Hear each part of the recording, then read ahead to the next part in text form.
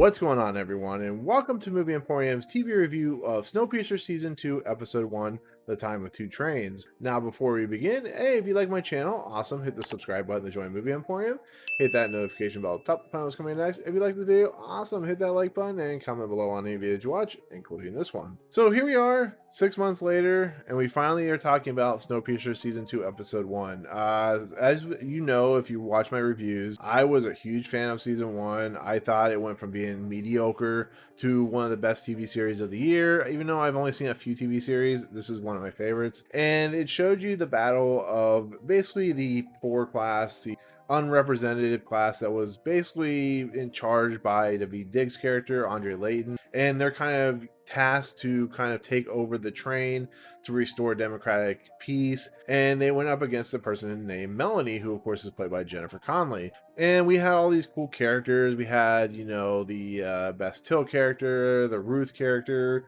LJ's characters, you know, the list goes on and on and on. We saw that the LJ's family gets like put off into another train to die in freezing cold. And so with season 1 finale, 994 cars long, we basically had Andrew Layton going against Ruth and some some upper class section people. And they end up having to kind of go together when this train called Alice basically attaches itself to Snowpiercer, effectively stopping it because Alice is this big locomotive that's gigantic and huge and has the force ability to stop Snowpiercer by attaching itself to the computer guidance system and the brakes and so on and so forth.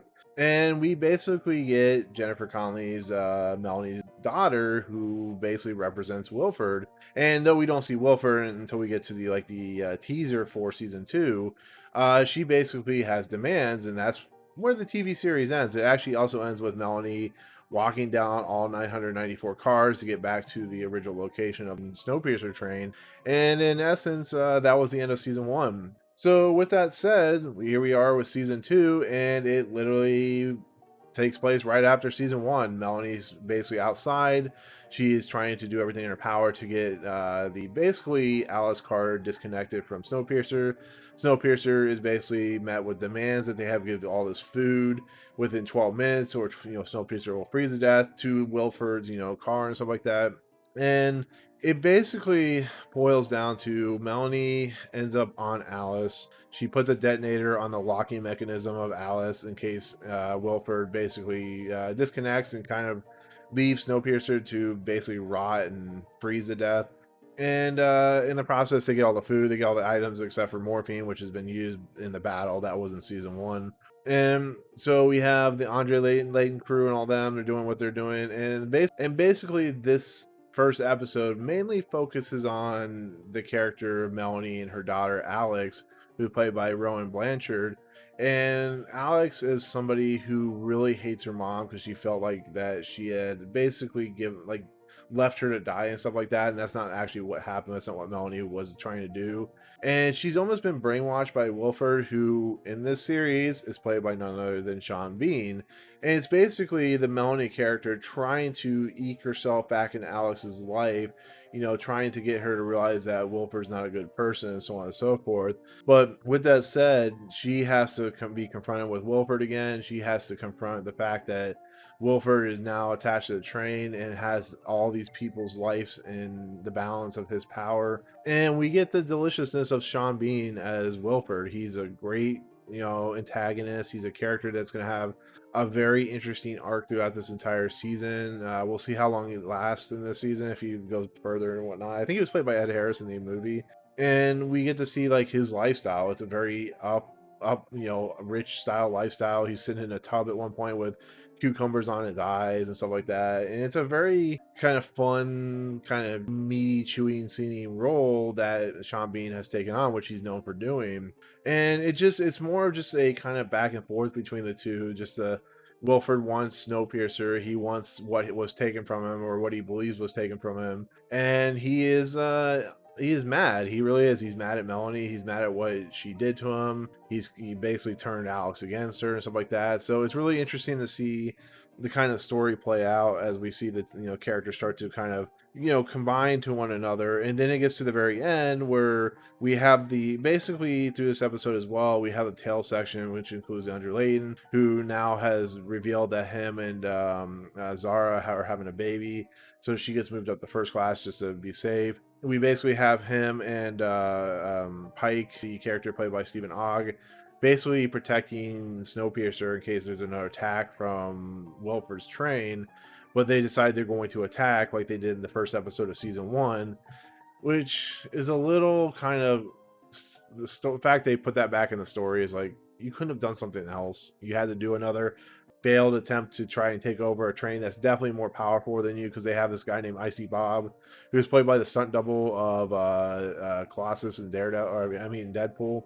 And when they attack, when they actually attack and they kidnap this guy named Kevin, who's just a douchey looking guy.